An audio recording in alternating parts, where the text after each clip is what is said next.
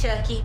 Long time no see. Hi, Jennifer. Nice meeting you. How are you? Good, nice meeting you too. It's a privilege for us to have you in the show. Oh, thank you. I'm really happy to be back. When Don told me he was making a Chucky series, I was like, oh, I hope there's a little part for Tiffany. Don't forget Tiffany. And then he wrote an amazing part for me. So it's been so much fun. Well, you mentioned Don, and I just saw an interview the other day where he said that he wrote Bride of Chucky just for you, with you in mind.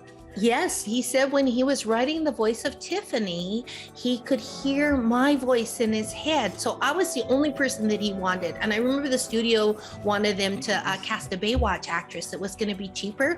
But Don really wanted me. And Don Mancini and the other producer, David Kirshner, gave up some money from their salary to supplement the offer because they really wanted me. And so Don has a habit of getting what he wants. He's a very determined person. You're not in the first episode of the series, but you are, I think. Yes, I am. Guys, right? Yes, I wasn't actually on the set because I came out a couple months later, but all of a sudden Don thought it would be really good to have somebody. He thought Tiffany, it occurred to him, Tiffany dropped the doll off at the yard sale because the woman says she's got the Chucky doll and she goes, I have no idea where that came from. So he dressed a girl as Tiffany and he had a scarf and, very sort of walking past, and she's wearing a red outfit. So you kind of can't miss her.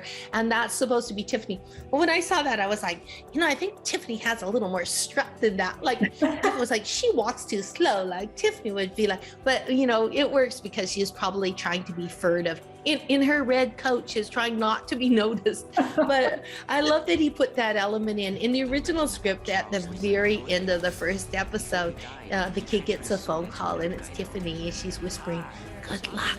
But he cut it out because I think he really wanted the full-fledged, like, release the Kraken, release the hounds in episode 5, and that's where Andy Barclay comes back. That's where coming in, right? Kyle, myself, and Mika. We call ourselves the OGs because we've all been in the other movies, and we come in, and of course it gets super crazy.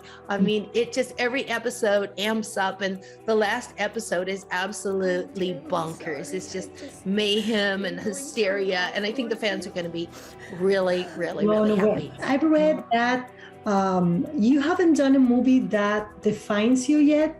Chucky, I think I've done so many of them. It's like so fun to play this character, but obviously I'm not Tiffany.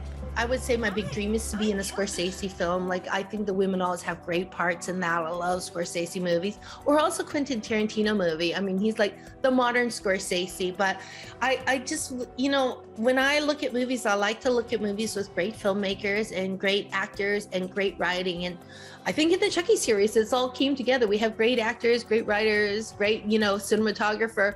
But yeah, I think a Scorsese movie would be the thing that I would like to do. Hey kid, I'm gonna go kill your sister.